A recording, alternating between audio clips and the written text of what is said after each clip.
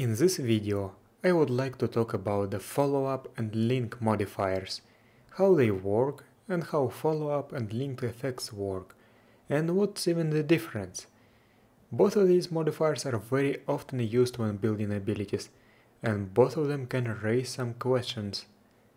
The follow-up enhancement appears on page 105 of GURPS basic set. It has a variable value. It is used to make attacks that are delivered by another attack. Thus, you will have a carrier attack and a follow-up attack. Poison on a dart, explosive bullets, flaming swords. All this is usually done with the follow-up enhancement. Follow-up is a penetration modifier.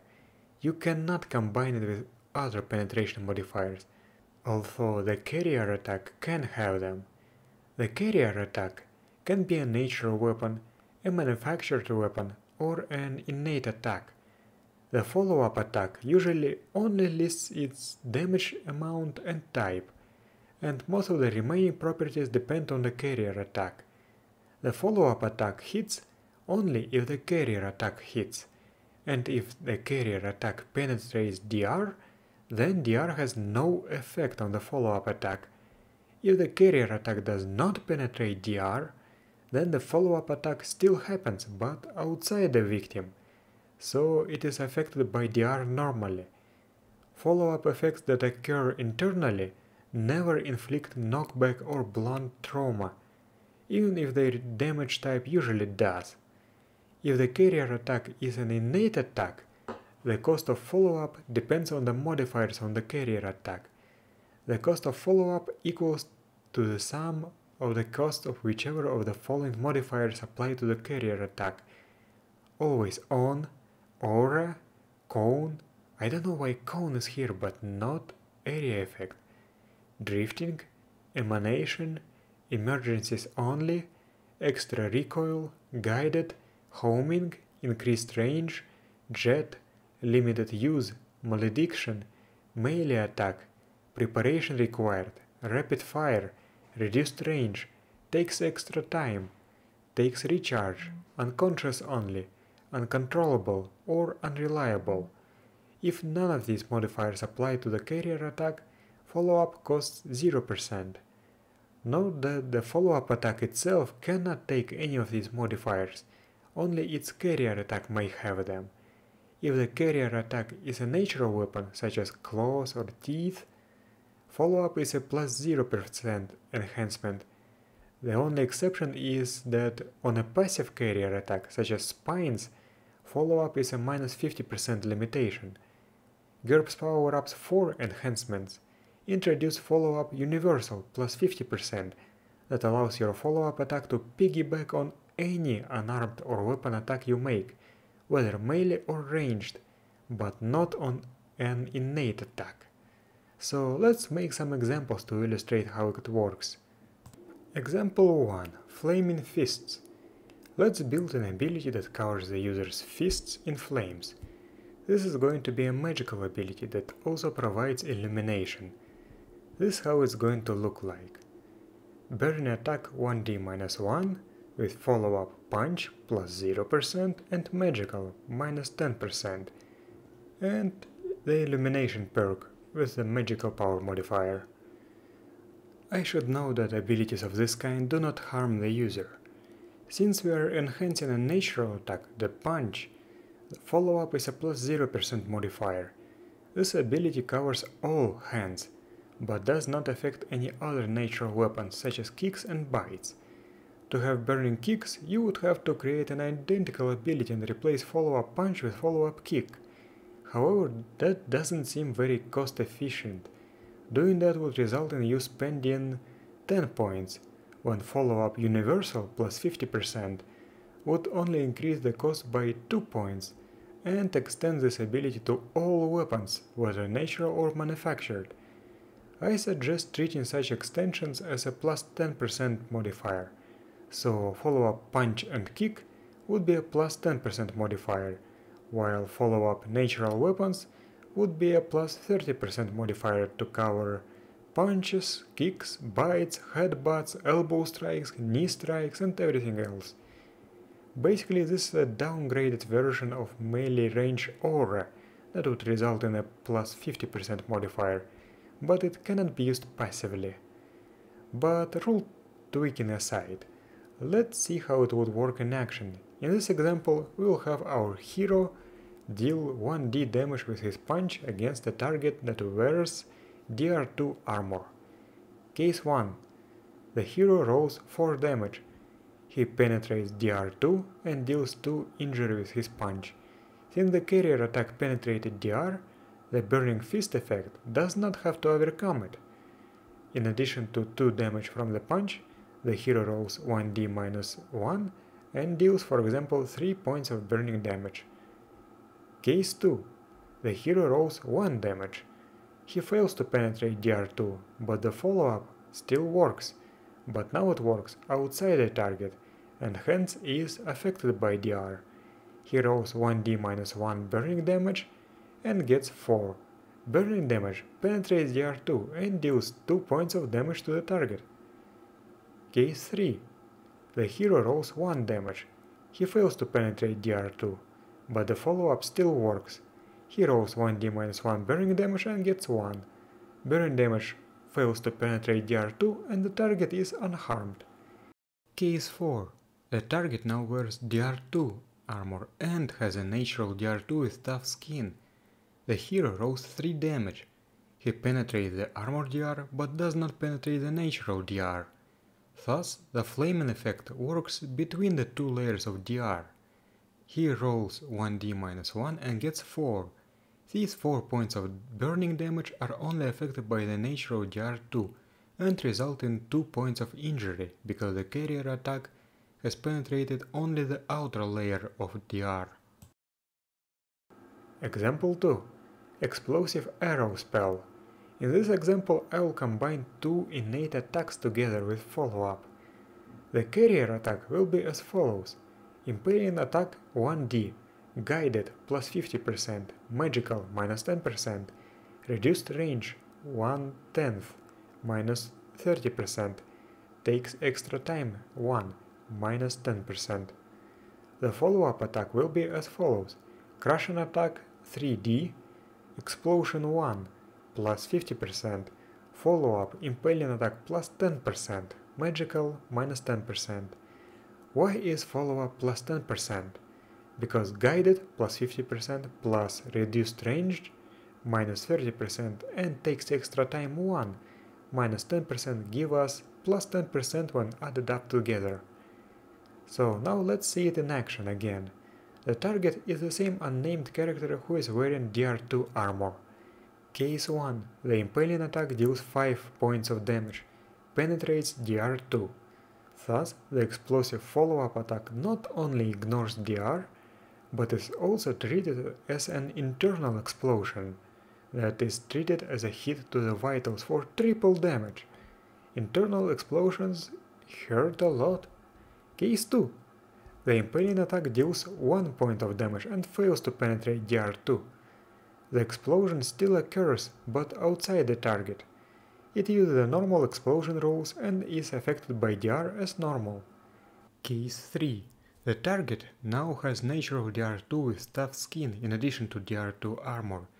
The impaling attack deals 3 points of damage, penetrating the outer DR layer, and then explodes between layers.